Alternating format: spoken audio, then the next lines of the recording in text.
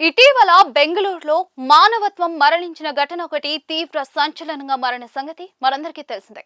తన భర్త రోడ్డుపై పడి గాయాలతో ఉండగా, నొప్పితో విలవెల్లాడుతూ ఉండగా సహాయం కోసం అటుగా వెళ్తున్న పదుల సంఖ్యలో వాహనాలను ఓ మహిళ బ్రతిమాలింది, ఆపమని అడిగింది. కానీ అక్కడ మానవత్వం మరుగైపోయింది. ఈ ఘటనపై తీవ్ర విమర్శలొచ్చాయి.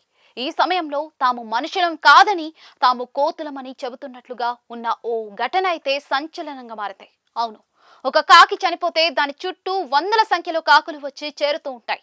తమ తోటి ప్రాణికి కష్టం వస్తే చాలా జంతువులు, పక్షులు చుట్టూ చేరి విలవిల్లాడిపోతూ ఉంటాయి. తమకు వచ్చిన భాషలో తమ బాధను వ్యక్తపరుస్తూ ఉంటాయి.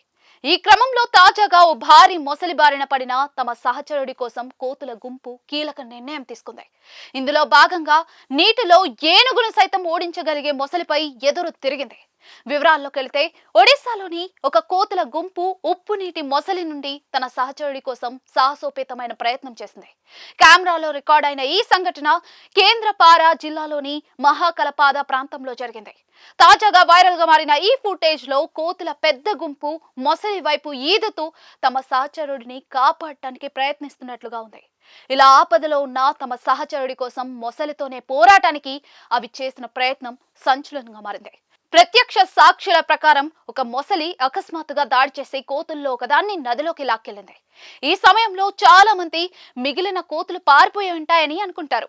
కానీ అక్కడున్న మిగిలిన కోతులన్నీ కూడా ఒక్కసారిగా నీటిలోకి దూకి తమ స్నేహితుడిని రక్షించే ప్రయత్నంలో మొసలిని వెంబడించాయి.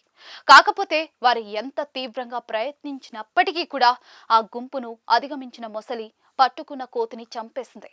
దీనికి సంబంధించిన వీడియో సోషల్ మీడియాలో వైరల్ గా మారిన వేళ నెటిజన్లు కమెంట్లతో స్పందిస్తూ ఉన్నారు.